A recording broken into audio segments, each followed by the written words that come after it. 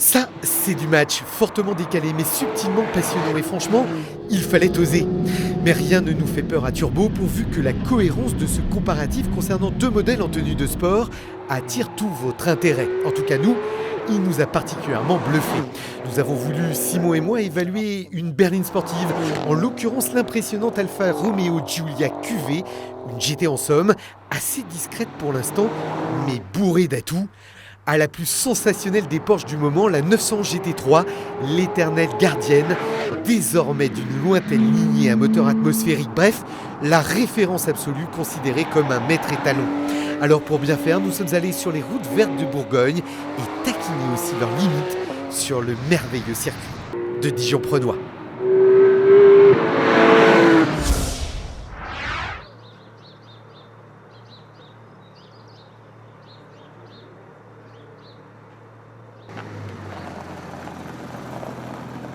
Voilà, faire un comparatif dans un domaine franchement aussi beau que le Clos Vougeot, franchement, il fallait vraiment ça pour nos deux voitures. Salut Simon. Salut Étienne. J'ai envie de te dire un truc, je suis quand même assez embêté. Pourquoi? Dis-moi. Et assez décontenancé. Lorsque tu m'as dit que tu voulais comparer la Giulia à la 911 GT3, j'ai dit c'est pas possible. Franchement, on n'est aucune crainte. Ça reste une italienne. Tu sais quand même que les Italiens, ils ont plus d'un tour dans leur sac. Surtout, on a cette petite chose là. Tu sais ce que ça veut dire? Oui, je sais ce que ça veut dire, Le bien fameux sûr. quadrifoglio verde Je à préfère. l'italienne. Je préfère que tu le dises avec l'accent italien. C'est le symbole tout simplement de la sportivité chez Alfa. Du coup, on a un V6, donc 6 cylindres, biturbo, 510 chevaux. Ah, il y en a 10 de plus, dis Et donc. oui, bah voilà, tu vois. Il y en a 10 de Comme quoi. plus. Ok, très bien. Alors, c'est une berline quand même, je veux vous le dire, mais visiblement une berline sportive qu'on va évaluer par rapport à la référence du moment. Et franchement, je dis plus rien. Chut, on y va. Je suis serein. Pour calmer un peu les ardeurs de Simon, il faut juste rappeler que la GT3 est une 911 de course imaginée pour la série. Un adage plutôt facile, mais ici tellement justifié. La nouvelle GT3 Phase 2 bénéficie des mêmes attentions mécaniques que celles des versions de course.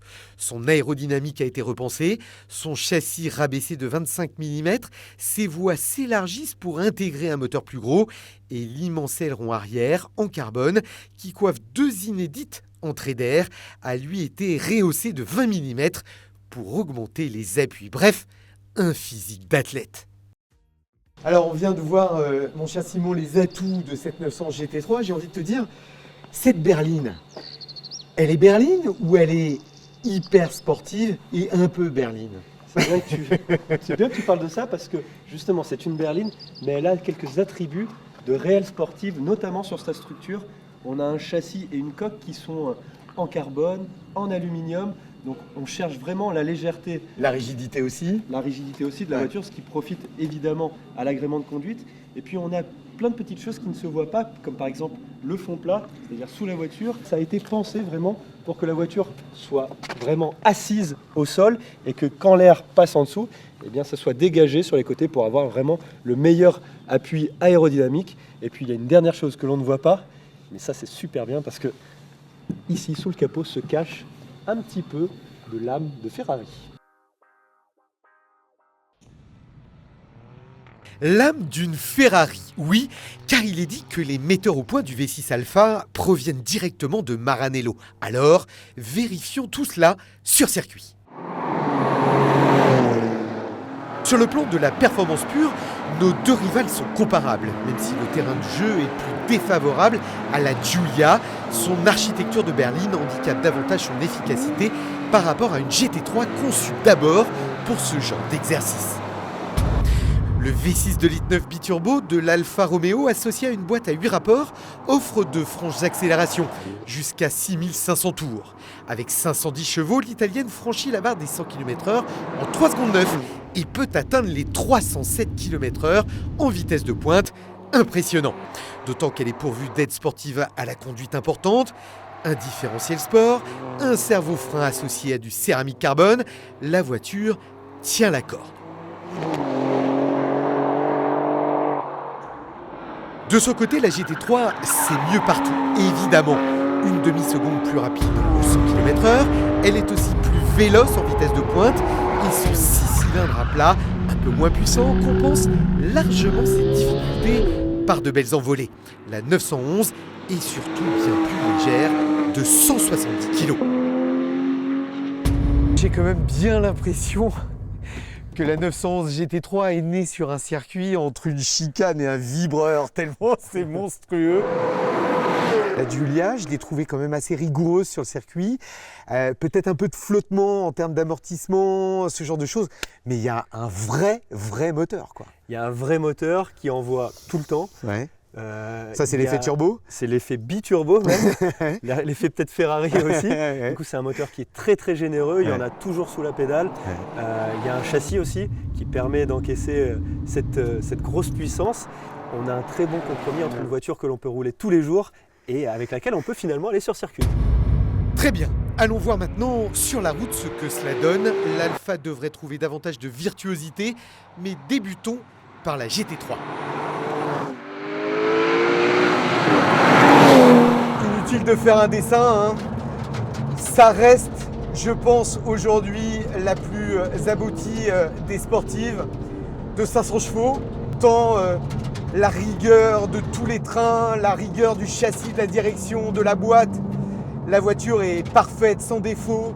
C'est vrai que les roues arrière directrices nous aident réellement à réaliser des passages très rapides dans des courbes sans que l'auto ne bronche un seul instant.